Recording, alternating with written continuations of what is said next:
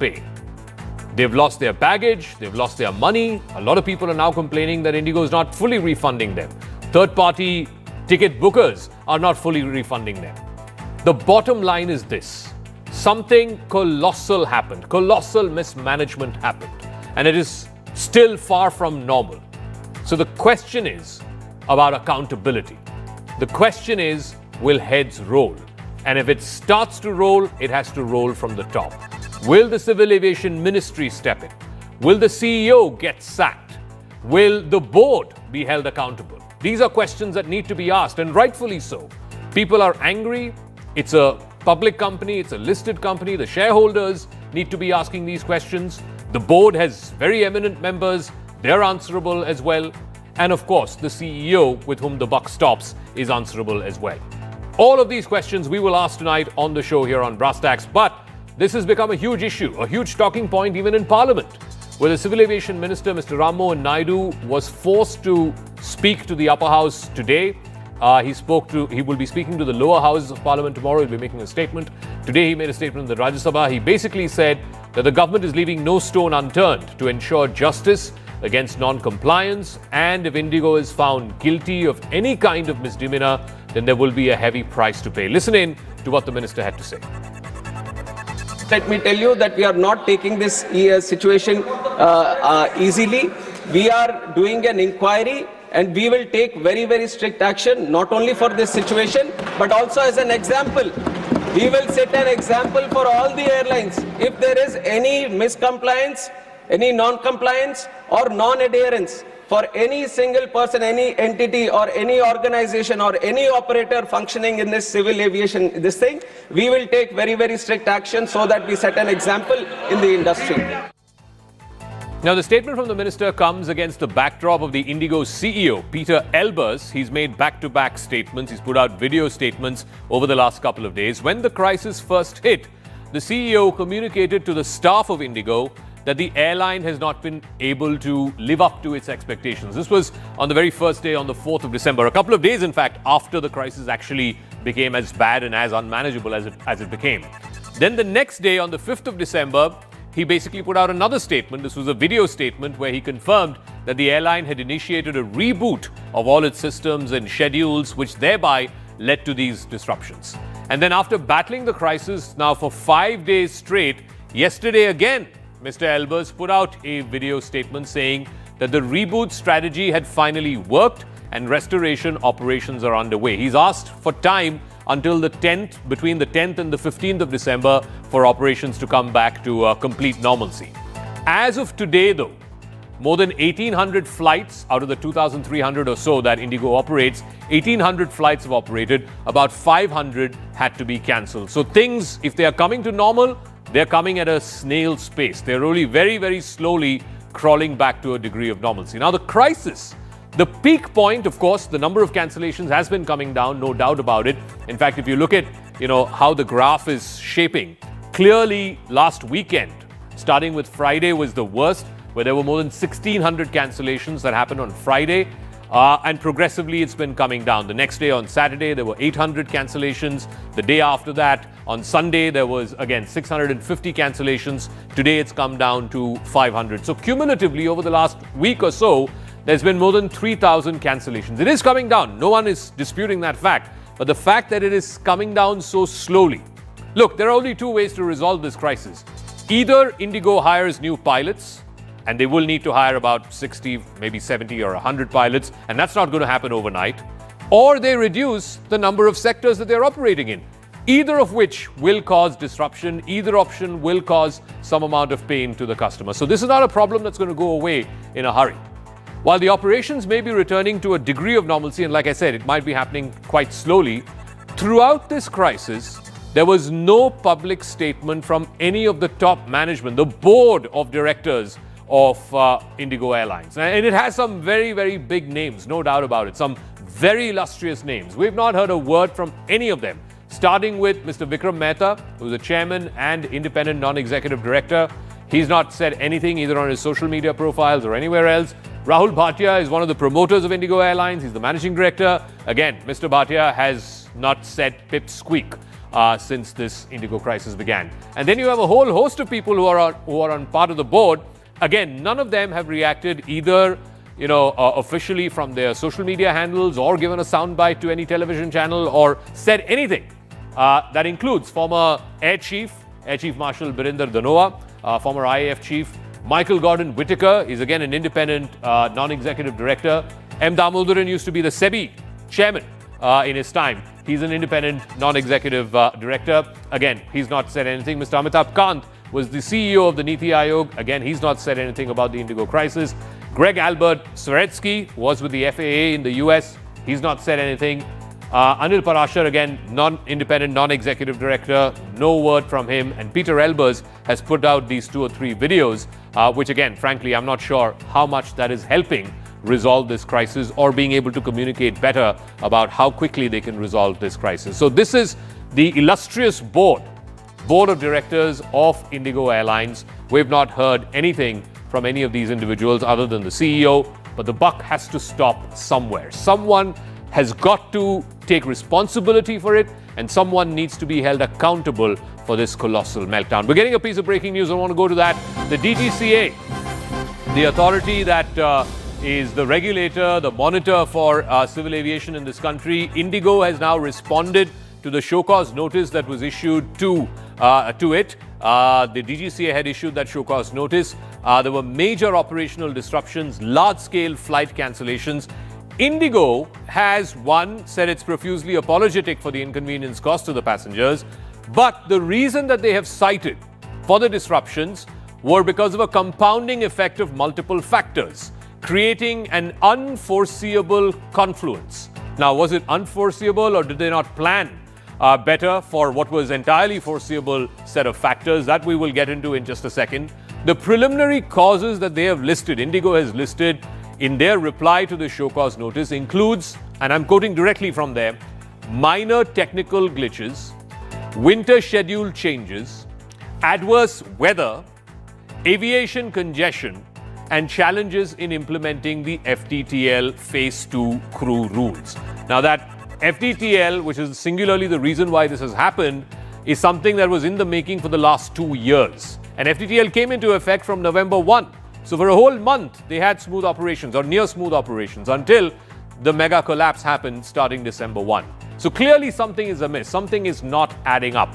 Payal Mehta is now joining us. Payal, so take us through what else has IndiGo said in its defense, and does the defense really cut ice? That's the bottom line. It seems pretty wishy-washy. Well, of course, the most important point that actually led to the kind of chaos we really saw, that is actually featuring on the last point on IndiGo's list as well. IndiGo was well aware of the fact, even if you accept that, it was because of, reasons that were beyond their control, like weather, etc. IndiGo has been assigned many, many more routes, Zaka, for the winter time. What were they doing about it? Can they deny from the fact that, in place of recruiting, they were losing people? So, for example, if they recruited 150 pilots, they had lost 200, the attrition was 200, which clearly meant that they were already minus 50 as well. Did they contact anybody in the government so far and say that they did not have, did not find it easy to recruit? How did Air India complete all their recruitments? How did Akasa complete all their recruitments? Whatever rules were set for everybody. There was no exceptional time given to anybody. IndiGo was just merely trying to arm twist, given the fact that there's so much of market share in the market. 70% is what has been there. But government sources that I just spoke to, Zaka, have been saying that there is no bias for such an argument coming in from IndiGo, and IndiGo will be taught a lesson. Like the minister said in the afternoon in Parliament, an exemplary lesson will be taught. We are just looking at, having a meeting that is going to take place in a few minutes from now at the Civil Aviation Ministry, which is going to be chaired by Civil Aviation Minister Mr. Rammohan Naidu. And you can expect some tough decisions to come in that meeting, with the fact that there's always been a growing clamor saying that if IndiGo cannot fly the number of flights that they've been given, why are they being given more flights with the DGCA for the winter schedule as well? So truncating of the schedules that have been pre-assigned to them is also on the cards as well. We have to just wait in a bit from now to see how this response really comes in from the government. But there's no doubt whatsoever government says that, taking people for a jolly ride is not acceptable.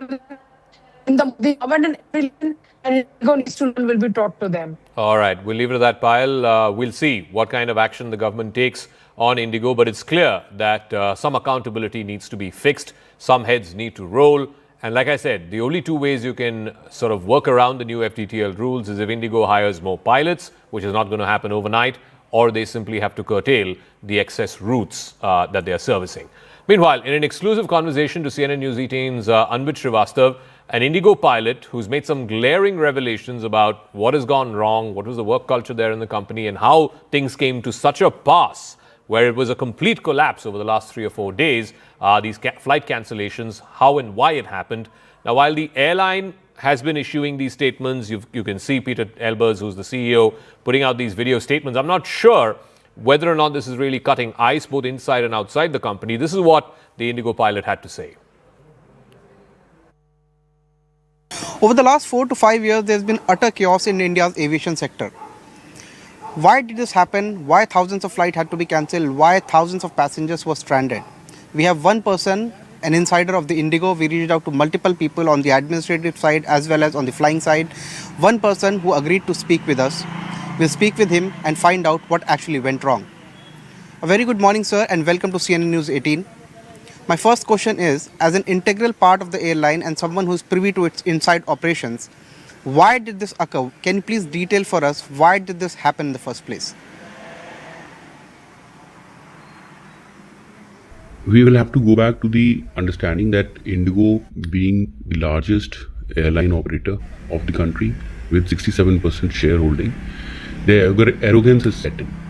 They have started feeling from last few years that DGCA can be manipulated by them and anything and everything can be get with.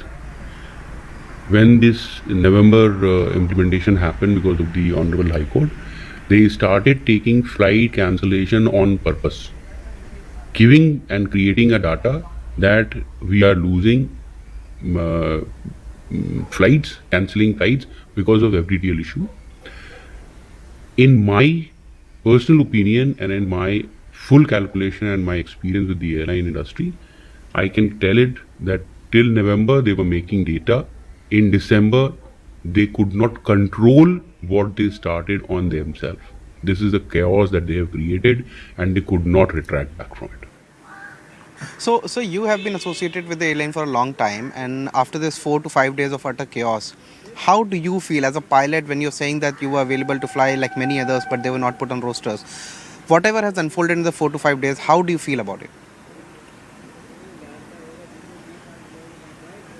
See, today everybody is abusing or giving their opinion about the airline. This IndiGo has defined aviation, civil aviation in India. What they have done and what they have achieved is commendable. Having said this, let me tell you also, in last few years they have become arrogant. They have stopped thinking that they are working with humans. They have started thinking as if we are all the workers, all the frontline workers, the first phase, pilot, cabin crew, ground staff. They are like computers which they can switch off and switch on at their will. This has gone wrong in last 5 to 6 years, or maybe I'll say 8 years now. That effect has exhausted the workers, that effect has exhausted the frontline warriors. That is the reason IndiGo is also the airline, I think, among top in the world where they are losing trained manpower. They are unable to Hearing from an IndiGo pilot saying that over the last few years they've become so arrogant because of their market share that they think they can arm twist the ministry, the DGCA, etc. And he thinks that something that happened over the last 5 days is proof of that. There's a fundamental question that IndiGo has not answered, certainly not answered sufficiently, not even in their response to the DGCA. The new FDTL rules have been in place since November 1. Why did IndiGo operations collapse the way in which they did a whole month after the new rules came into place? What did they do right in November, which clearly went out the window in December, which is in the first week of December is when this meltdown happened?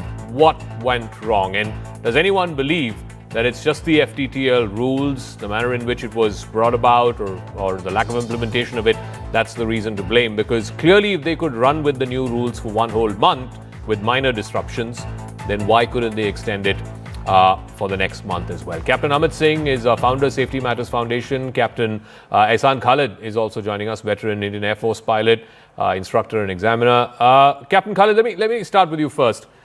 You know, this is an airline that prided itself on operational efficiency. They run the largest number of flights, service the largest number of sectors, have the largest number of crew.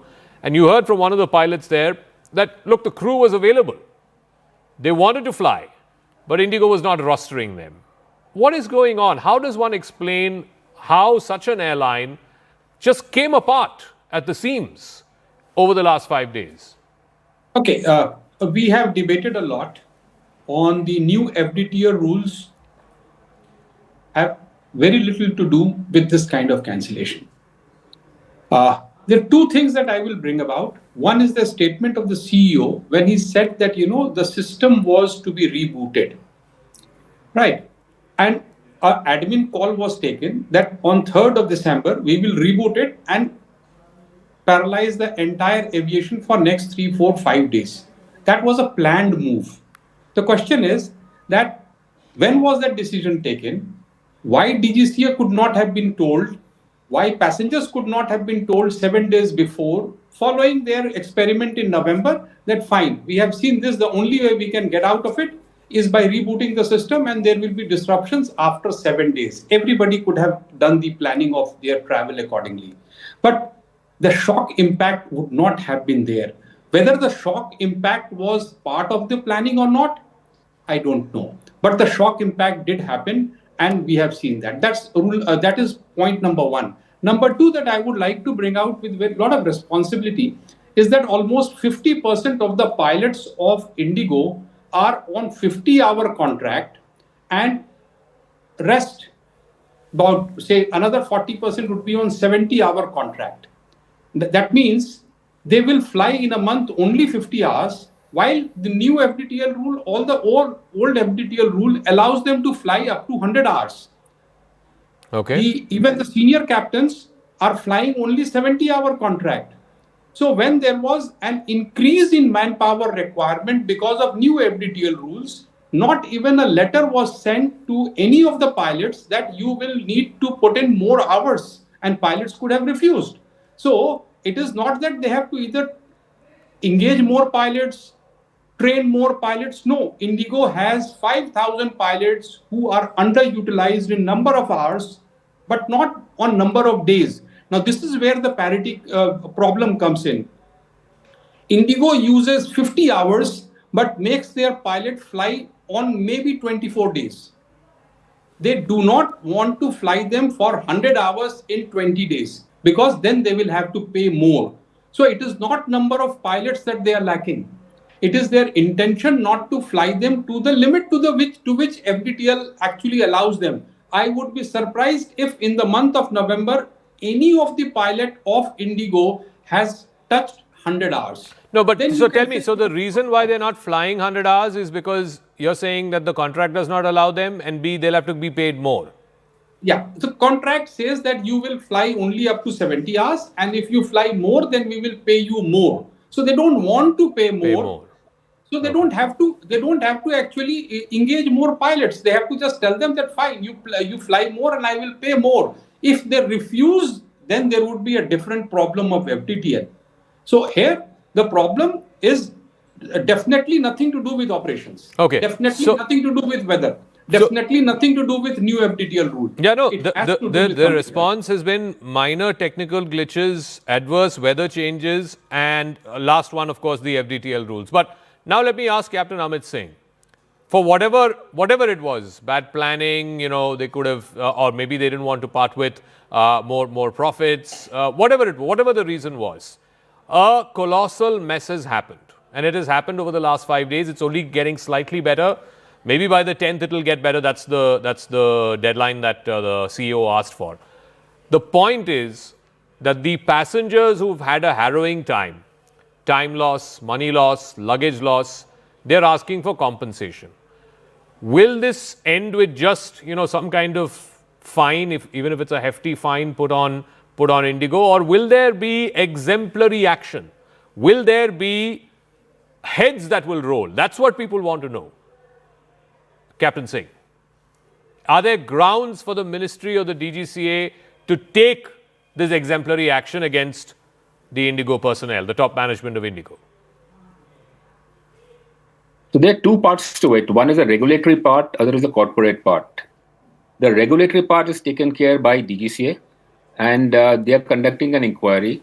Surprisingly, we don't know who will conduct an inquiry on DGCA itself. How did they allow this to happen? But at max, under the current regulations, DGCA can fine them under various provisions, 1 crore each. So if there are 4 provisions of the regulation which they have violated, as per the show cause notice, 4 crores or 5 crores, which they can pay anytime. Accountable managers, they can basically ask them to leave. That is the power of DGCA. But that doesn't solve the purpose. On the corporate side, the Competition Commission of India can take it up suo motu. I don't know why they haven't taken so far, for abuse of domination of power. So they are in a dominant position and they have abused their power. That is the clause which is there in CCI, Section 4. And the reason for abuse is because they knew that they didn't have enough pilots for the enhanced winter schedule, and they continued to sell tickets. They brought people to the airport, underwent security to the plane, and then cancelled. So that is the kind of abuse. And for that, they can fine them about 10% of their gross turnover of the last 3 years, which could be around 5,000 or 6,000 crores. But Captain, tell me that this. is the kind of fine. Tell me this. Why isn't either the government or IndiGo itself saying that we will not service so many flights, we will not service so many sectors? We're running 2,300 in a day. We will only run 1,500 flights in a day. Why are they not saying that? That is the basic point. If they have enhanced their service by 6% in the new schedule, and the reason they're giving for the whole mess is shortage of pilots, then they should curtail service. Exactly. But the government, on the other hand, is giving them exemption on the FTTL, which is a safety issue, in order to service the new schedule, enhanced schedule, which means the government is helping them earn revenue in the garb of helping passengers. So as it is, flights are getting cancelled, so they should curtail the schedule so that within the number of pilots available, they should give a better service. So who is to take this call? Clearly, the company doesn't want to take this call, Captain Khalid. As you said, if it was their call, they would have asked pilots to work more and paid them more. They don't want to take that call. The truncation of routes, I don't know if the ministry wants to step in. Maybe the ministry will step in and say that extra winter schedule you will not service now because you simply have been found lacking. Somebody's got to take that call, because otherwise this problem is not going away. I mean, even in the 10th or the 15th, the deadline that the CEO has asked for, I don't see them being able to service this many sectors at this rate with the existing capacity and with not wanting to pay pilots more. Captain Khalid. Yeah, so the choice is very clear that if they were needing 15% more manpower to be added to meet the present schedule, they could not have been given 15% higher routes to fly in winter schedule. That should be withdrawn. That is one part, right? So here we have an airline which is saying that they are short of manpower by 20% and then submitting a flight plan schedule for additional 15% route.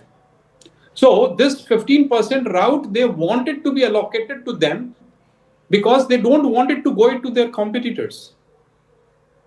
So they don't. If they don't do it, then somebody else will do it. No. So is it the DGCA? Is it the government, the ministry? Who will do this? Who will take away those extra 15% winter scheduled routes that they've got, the extra routes that they've got? Obviously, it is the DGCA that allocates and that can take away. So now the time has come that it has to be taken away. And if once it is taken away, then other airlines can actually put in their resources to fill that gap. Okay. Captain Singh, I'll give you the final word. like I said, I said this at the top as well. There are only two ways you can resolve this under the new FDTL rules, if that is the impediment, as IndiGo seemed to have suggested in its response. The final reason was FDTL rules. You either have to hire, that's their claim. That's their claim. Okay. You either have to hire new pilots for it, which is not going to happen overnight, or you simply have to cut routes. Neither of it the airline is willing to do. And if the airline is not willing to do, then somebody needs to step in and do it for them. In this case, either the regulator needs to or the ministry needs to. Captain Singh. So, give you an example. When Jet Airways shut down or Kingfisher shut down, there were so many extra routes, so many extra slots to be serviced. So, those were distributed among other airlines. So, now if SpiceJet has capacity or Air India has capacity, Akasa has capacity, so additional slots given to IndiGo must be distributed. So, that is the immediate solution which the DGCA can take. But for some reason, they're continuing to compromise safety by giving extension to the FDTL. And the second part I want to say... And you're clear, Captain, that the extension of FDTL is a safety issue. They're compromising with passenger safety by allowing IndiGo this breather for 2 months. You're clear about that?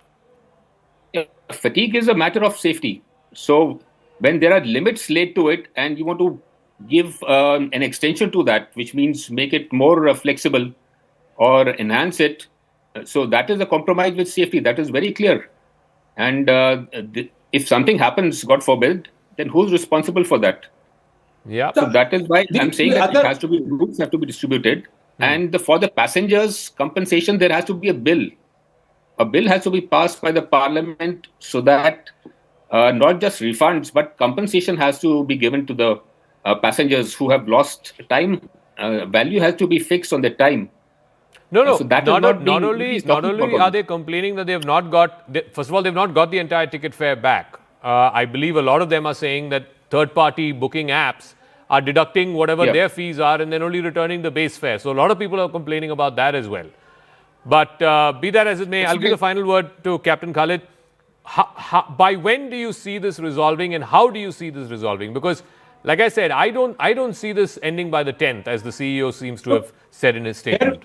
Here we have a situation where other smaller airlines are keen to increase their route share, and they say they have the manpower and resources and they don't have the routes.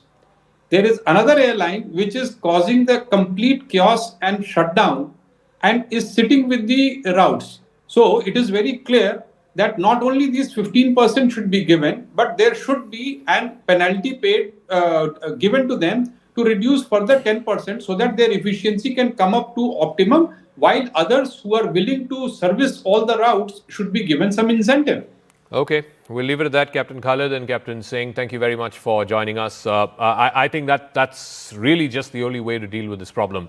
IndiGo needs to be told that extra routes that they got because of the winter schedule or whatever it is, that has to be taken away from them, and only the DGCA can do that. So far, instead of doing that, which is the most obvious solution to this problem, and giving it to those smaller airlines which want to service those routes, instead of doing that, they've actually given a 2-month extension to these rules, which, as Captain Singh said, is markedly compromising on passenger safety. We'll follow the story through the next few days and see how soon it gets better. But I want to shift focus to what happened in Parliament today as India marked 150 years of Vande Mataram. Prime Minister Modi led the NDA's charge in the Lok Sabha. He launched a scathing attack on the Congress, accusing the Congress of dropping the 4 stanzas of Vande Mataram to appease a particular community. The Prime Minister went on to say it was Jinnah who opposed Vande Mataram, and Nehru agreed with his sentiments. Listen in to what happened in Parliament. तुष्टीकरण की राजनीति के दबाव में कांग्रेस वंदे मातरम के बंटवारे के लिए झुकी, इसलिए कांग्रेस को एक दिन भारत के बंटवारे के लिए झुकना पड़ा। इतिहास इस बात का गवाह है कि कांग्रेस ने मुस्लिम लीग के सामने घुटने टेक दिए और मुस्लिम लीग के दबाव में किया, और कांग्रेस का ये तुष्टीकरण की राजनीति को साधने का एक तरीका था। अंग्रेजों ने बंगाल विभाजन के साथ ही भारत को कमजोर करने के बीच और अधिक बोने की दिशा पकड़ ली थी। लेकिन वंदे मातरम एक स्वर एक सूत्र के रूप में अंग्रेजों के लिए चुनौती बनता गया और देश के लिए चट्टान बनता गया। बंगाल की एकता के लिए वंदे मातरम गली गली का नाद बन गया था। कांग्रेस के हर एक अधिवेशन में 1905 से लेकर आज तक सामूहिक तौर पर वंदे मातरम गाया जाता है। आज की ये बहस सिर्फ ध्यान भटकाने के लिए की जा रही है, क्योंकि ये सरकार इस देश के वर्तमान की असलियत छिपाना चाहती है। 28 अक्टूबर 1937 में कांग्रेस की कार्य समिति ने अपने प्रस्ताव में वंदे मातरम को राष्ट्रगीत घोषित किया। वही 2 अंतरे राष्ट्रगीत घोषित किए, किसी ने कोई आपत्ति जारी नहीं की, कोई आपत्ति नहीं जताई। नेहरू जी से जितनी भी शिकायतें हैं उसकी भी एक सूची बना दीजिए और फिर हम एक समय निर्धारित करते हैं, 10 घंटे, 20 घंटे, 40 घंटे, जितने घंटों में आपकी ये शिकायत पूरी हो जाए, माननीय सदस्य आप शांत हो जाए और हम बहस कर लेंगे। Meanwhile, shifting focus to yet another story that's making headlines, the tale of how an evening at a nightclub took a tragic and deadly turn after a devastating fire that ripped through the popular Birch by Romeo Lane nightclub. This is in Arpora in North Goa. At least 25 people died in the process. The incident immediately transformed into one of the state's deadliest nightlife disasters. The Goa government there has formed a committee to probe the incident. 5 people have been arrested so far, including the manager and some of the other employees who were working there. 3 government officials have been suspended as well for giving licenses for this nightclub to operate. But the crux is that the 2 main owners of this nightclub, Gaurav and Saurabh Luthra, who are Delhi-based, Delhi residents, they are still absconding. There's a Goa police team in Delhi and they have not managed to trace down these 2 owners who are now absconding from the law. Investigations have revealed that this Goa club, Birch by Romeo Lane, was a tragedy that was waiting to happen. The establishment was operating without any mandatory fire no objection certificate, the NOC that the fire department has to give. There are other crucial building and construction permissions that have to be given by respective departments. This club did not have any of that. The structure of the club itself, it was built on an ecologically sensitive zone. There was a single narrow exit. That was the only entry and exit point in and out of that club, and that caused a huge, deadly bottleneck which prevented a rapid escape route for people. The venue was largely made of highly flammable wood and bamboo, which in itself is a fire disaster waiting to happen. That further fueled the rapid nature of how fast the fire spread. The kitchen, which is where a lot of these people who died, 20 out of the 25 who died were employees, a lot of them were stuck in the kitchen that was in the basement.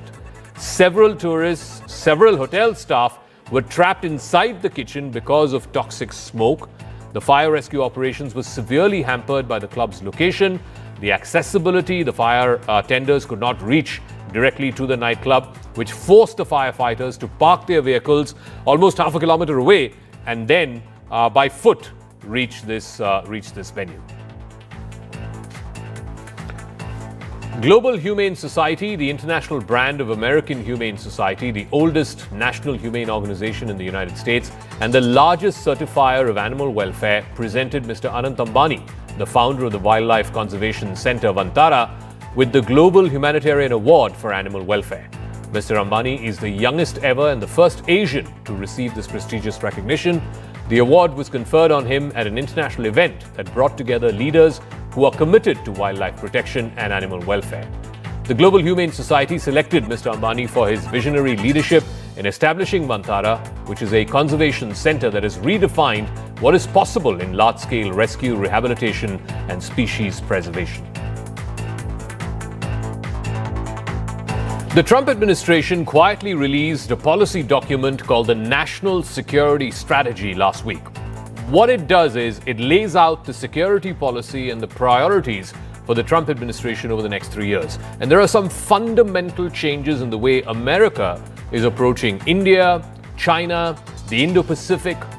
India, which until now was a strategic partner a pivot to Asia, a key to managing China's rise, is now referred to in this latest NSS document as merely a commercial partner. China, on the other hand, which up until this year was a strategic rival to America, is now seen merely as an economic competitor. What does this mean for India? What does this mean for Indo-US relations? I decode that.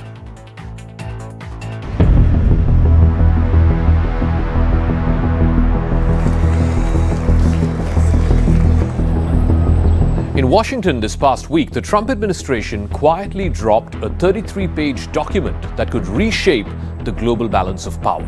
It's called the 2025 National Security Strategy, or NSS. On paper, it is America's official roadmap to deal with the rest of the world. In practice, it tells us who Washington really cares about and who just got unfriended. So what does this new security strategy mean for India, for the Indo-Pacific, and for China? Has America just handed over the entire Indo-Pacific to China? And why does India now sound more like a commercial partner than a strategic pivot to Asia? We break it down. Under US law, every president is supposed to publish a national security strategy. It's a big picture document that sets out America's threats, its priorities, and its partnerships. President Donald Trump's 2025 NSS was released on the 4th of December. It is 33 pages long, and it's very different in tone and tenor from Joe Biden's 2022 strategy or even Trump's own 2017 NSS paper. The language is blunt, even combative. It puts America first at the center. It criticizes mass immigration. It attacks European allies for the threat of civilizational erasure in 20 years. It formally announces a Trump corollary to the Monroe Doctrine. It is basically saying that the Western Hemisphere is America's primary sphere of dominance. Compared to past strategies which focused heavily on global leadership and liberal values, spreading democracy, this year's NSS is transactional. It's Sorry for that interruption, but I think we've got a big story. The owners of that Goa nightclub, Birch by Romeo Lane, Gaurav and Saurav Luthra, have reportedly fled the country. We can now confirm to you, right after this incident happened, which was Saturday night, Sunday morning, these two, the owners, have fled India. Both the Luthra brothers have fled to Phuket in Thailand. There is a Goa police team that is there in Delhi on the lookout for these two individuals. And think about this, 25 people died. 20 of them happened to be their employees. They couldn't care about their employees. They couldn't care about the dead. They have fled to Phuket in Thailand. Clearly, they wanted to flee from the law. They wanted to flee from justice. I want to go across to Yasha, who's joining us with more on this. So we have confirmation of this from the police that these two owners of this nightclub, and we can show the fire pictures as well. Look at the fire. It was caused by an electrical firecracker. There was a belly dancer who was dancing at that time when this fire happened. There were electronic firecrackers that went off, which hit, I think, the second floor, the roof of the second floor. And then from there, the fire spread. It was clearly gross negligence. There's a case of culpable homicide not amounting to murder that's been filed against both of these brothers. And now they have absconded. They've run away, Yasha. Absolutely. In fact, this information comes in as there was an LOC that was issued against both the Luthra brothers, that's Saurav as well as Gaurav. In fact, this comes in as the Goa police was present at Delhi. They had also posted this LOC outside their residence and had conducted raids at various locations in Delhi. Now, after further investigation by Goa police was found where they got in touch with Bureau of Regulation at Mumbai. It was found out that both the accused had taken an IndiGo flight to Phuket on 7 December at 5:30 a.m. This, in fact, is right after tragedy broke out late in the night. Early in the morning is where both of these brothers took an early morning flight to Phuket. In fact, now cops who are investigating this case have said that this is a clear indication that they did not want to cooperate with the investigation of Goa police, and which is where now Goa police has taken further steps to coordinate with Interpol, Interpol and apprehend both the brothers at the earliest. But tell me, what are the options before the police? Because clearly they are evading the law. They're running away from the law. They're now absconders. They're fugitives from the law. And clearly they have no concern for the people who died. 25 people who died, 20 of them were employed by these two brothers. They clearly have no concern for them. And they have clearly no regard for the law either, because that's why they have fled. They are literally cocking a snook at the law and at the police and have ran away. Now, God knows if the cops can, bring them back. You can stay in Thailand, as my memory, if I can recall right, you can stay in Thailand for up to 30 days. By 30 days, everybody would have moved on from this story.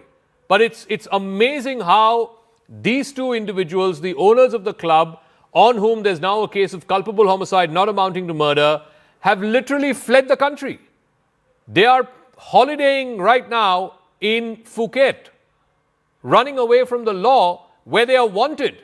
As owners, they are responsible for the breach that has happened in their nightclub, not getting the requisite building permissions, not getting the requisite fire NOC. And after 25 people have died, they have the gall to run away from the law. They've just run away from the law. They're in Phuket right now in Thailand. They're holidaying, they're partying, while the families of the victims are crying out loud for justice. What can the police do? I mean, this lookout circular, red corner notice, these are all processes of law that are going to take a long, long time. What can we expect next, Yasha? What is next in the legal process?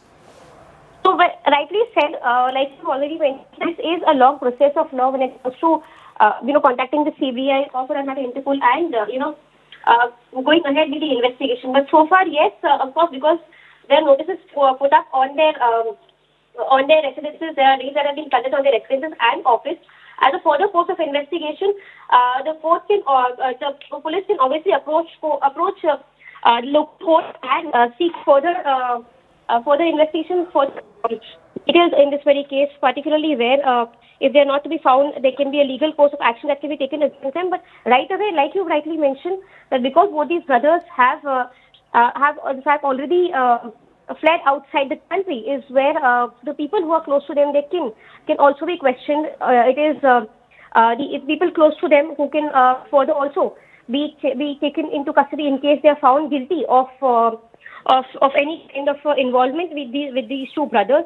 But apart from that, in case these two people, in case family members are found guilty, but apart from that, the cops can also offer pressure tactics when it comes to such close family members. All right, Yasha, just stay on with us. I mean, this is an absolute, I can't wrap my head around this. They have blood on their hands. The deaths of 25 individuals, these are people who've been named as accused. They're charged with culpable homicide not amounting to murder. And you can see it is the electronic fireworks that started the fire there. 20 out of these 25 are their own employees. And these two brothers, the owners of this Birch by Romeo Lane nightclub in Arpora, Goa, where there were 25 dead bodies on Saturday night, these two brothers have fled the country.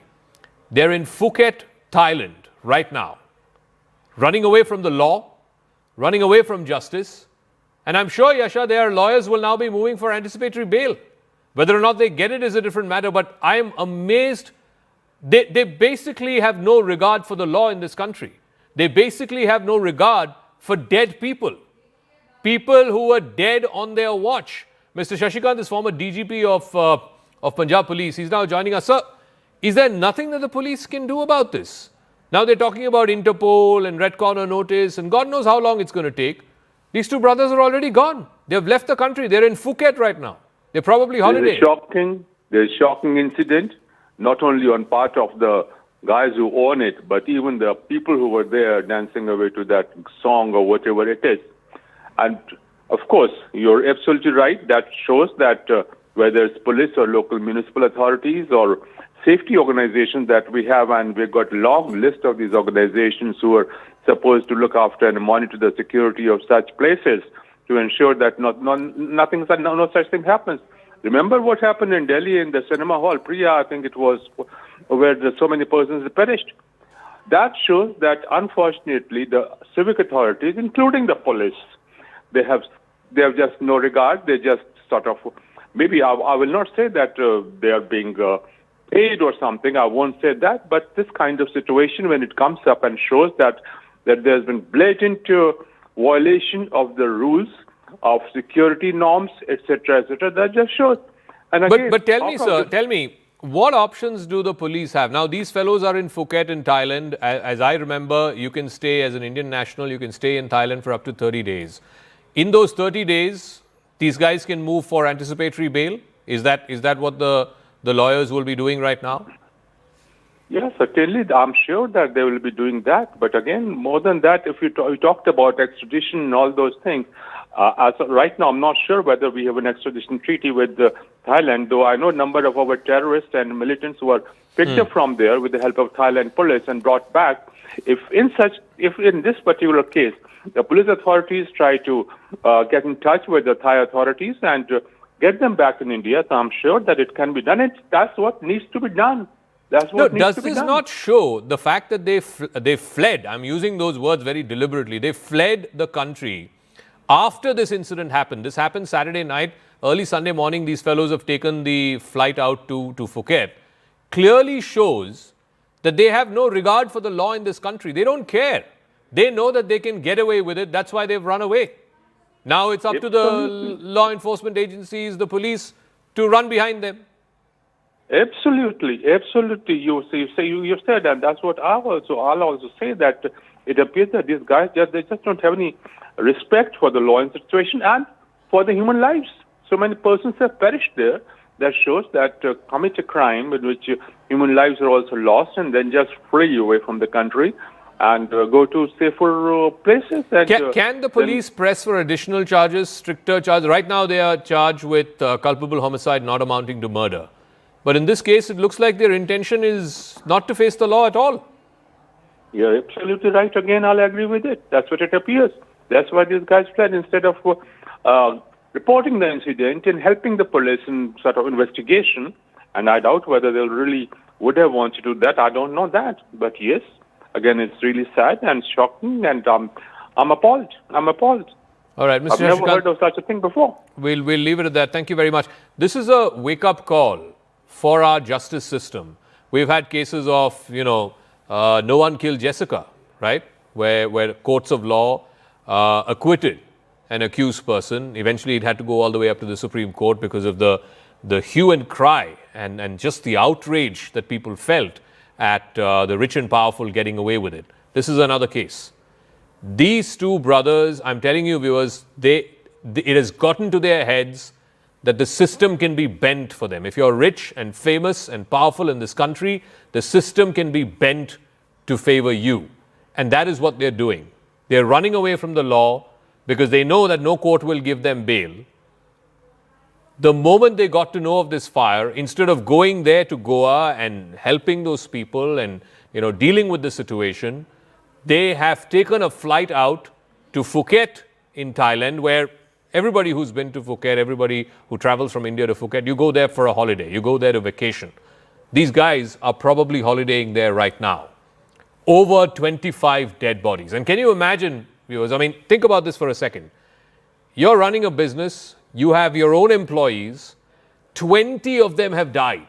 20 who were working in your nightclub have died because of your negligence. And instead of meeting their families, helping them in this grave time, in this grave hour, and grieving with them, you've just buzzed off. You've just taken a flight and gotten out of the country thinking that, no one can touch you. The law cannot touch you.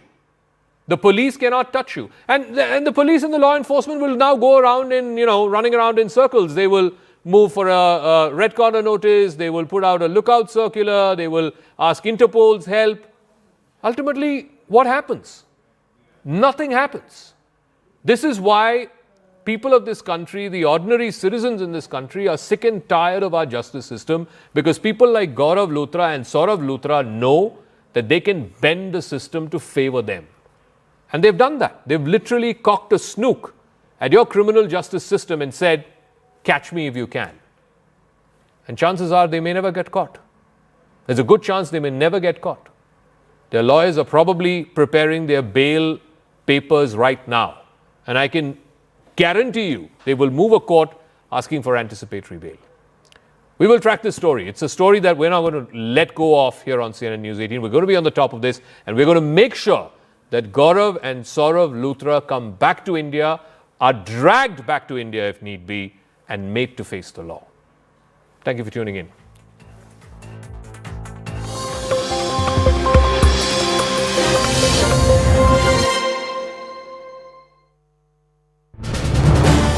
This is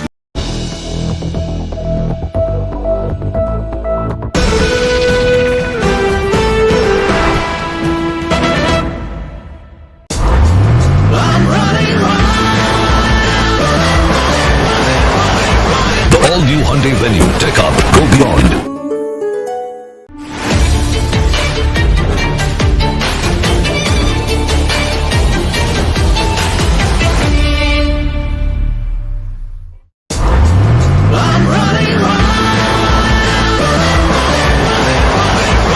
All-new Hyundai Venue. Take up, go beyond.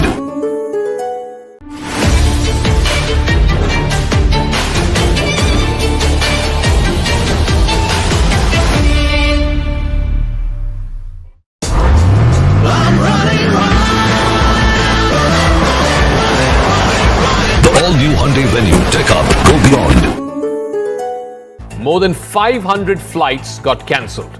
Over the last 5 days since this crisis began, more than 3,000 flights have gotten cancelled.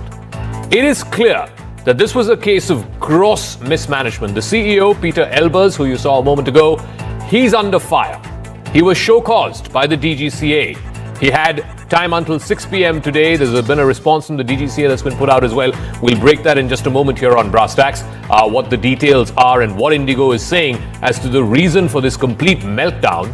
Elbers has been summoned again by the DGCA once more tomorrow. One thing is clear.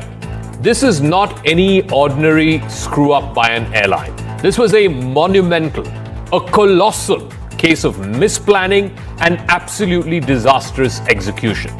And customers are the ones who've had to pay. They've lost their baggage, they've lost their money. A lot of people are now complaining that IndiGo is not fully refunding them. Third-party ticket bookers are not fully refunding them. The bottom line is this. Something colossal happened. Colossal mismanagement happened. And it is still far from normal. So the question is about accountability. The question is, will heads roll? And if it starts to roll, it has to roll from the top. Will the Civil Aviation Ministry step in? Will the CEO get sacked? Will the board be held accountable? These are questions that need to be asked, and rightfully so. People are angry. It's a public company, it's a listed company. The shareholders need to be asking these questions. The board has very eminent members. They're answerable as well. And of course, the CEO, with whom the buck stops, is answerable as well. All of these questions we will ask tonight on the show here on Brass Tacks. But this has become a huge issue, a huge talking point even in Parliament, where the Civil Aviation Minister, Mr. Rammohan Naidu, was forced to speak to the upper house today. More than 500 flights got cancelled. Over the last 5 days since this crisis began, more than 3,000 flights have gotten cancelled. It is clear that this was a case of gross mismanagement. The CEO, Pieter Elbers, who you saw a moment ago, he's under fire. He was show-caused by the DGCA. He had time until 6 p.m. today. There's been a response from the DGCA that's been put out as well. We'll break that in just a moment here on Brass Tacks, what the details are and what IndiGo is saying as to the reason for this complete meltdown. Elbers has been summoned again by the DGCA once more tomorrow. One thing is clear. This is not any ordinary screw-up by an airline. This was a monumental, a colossal case of misplanning and absolutely disastrous execution. And customers are the ones who've had to pay. They've lost their baggage, they've lost their money. A lot of people are now complaining that IndiGo is not fully refunding them. Third-party ticket bookers are not fully refunding them. The bottom line is this. Something colossal happened. Colossal mismanagement happened. And it is still far from normal. So the question is about accountability. The question is, will heads roll? And if it starts to roll, it has to roll from the top. Will the Civil Aviation Ministry step in? Will the CEO get sacked? Will the board be held accountable? These are questions that need to be asked, and rightfully so. People are angry. It's a public company, it's a listed company. The shareholders need to be asking these questions. The board has very eminent members. They're answerable as well. And of course, the CEO, with whom the buck stops, is answerable as well. All of these questions we will ask tonight on the show here on Brass Tacks. But this has become a huge issue, a huge talking point even in Parliament, where the Civil Aviation Minister, Mr. Ram Mohan Naidu, was forced to speak to the upper house today. He will be speaking to the lower houses of Parliament tomorrow. He'll be making a statement. Today he made a statement in the Rajya Sabha. He basically said that the government is leaving no stone unturned to ensure justice against non-compliance, and if IndiGo is found guilty of any kind of misdemeanor, then there will be a heavy price to pay. Listen in to what the minister had to say. Let me tell you that we are not taking this situation easily. We are doing an inquiry and we will take very, very strict action, not only for this situation, but also as an example. We will set an example for all the airlines. If there is any miscompliance, any non-compliance or non-adherence for any single person, any entity or any organization or any operator functioning in this civil aviation, we will take very, very strict action so that we set an example in the industry. More than 500 flights got cancelled. Over the last 5 days since this crisis began, more than 3,000 flights have gotten cancelled. It is clear that this was a case of gross mismanagement. The CEO, Pieter Elbers, who you saw a moment ago, he's under fire. He was show-caused by the DGCA. He had time until 6 p.m. today. There's been a response from the DGCA that's been put out as well. We'll break that in just a moment here on Brass Tacks, what the details are and what IndiGo is saying as to the reason for this complete meltdown. Elbers has been summoned again by the DGCA once more tomorrow. One thing is clear. This is not any ordinary screw-up by an airline. This was a monumental, a colossal case of misplanning and absolutely disastrous execution. And customers are the ones who've had to pay. They've lost their baggage, they've lost their money. A lot of people are now complaining that IndiGo is not fully refunding them. Third-party ticket bookers are not fully refunding them. The bottom line is this. Something colossal happened. Colossal mismanagement happened. And it is still far from normal.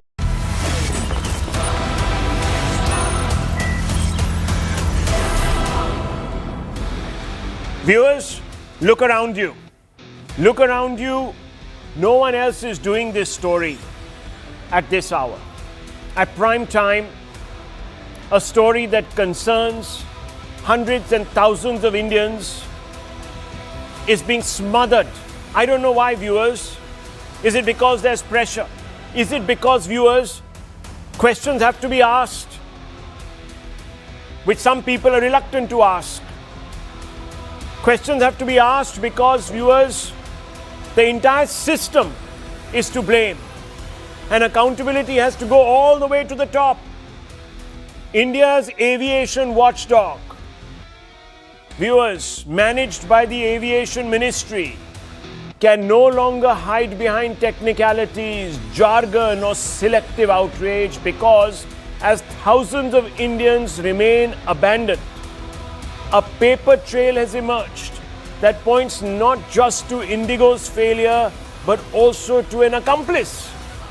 And I'm saying this with full responsibility, viewers. And that accomplice, viewers, ostensibly is the DGCA, the very regulator, the very watchdog meant to protect you.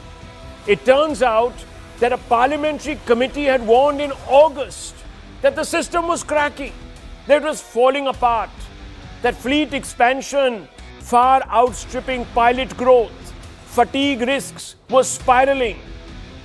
Even the ATC manpower was stretched to the limit, and the DGCA itself operating at nearly 50% vacancy, even though, viewers, the DGCA allows IndiGo and others to sign on more flights to cater to, as you know, viewers, high season tourist traffic. The panel warned of a catastrophic failure, not my words, the panel's own words, and I'm talking about a parliamentary panel. But the DGCA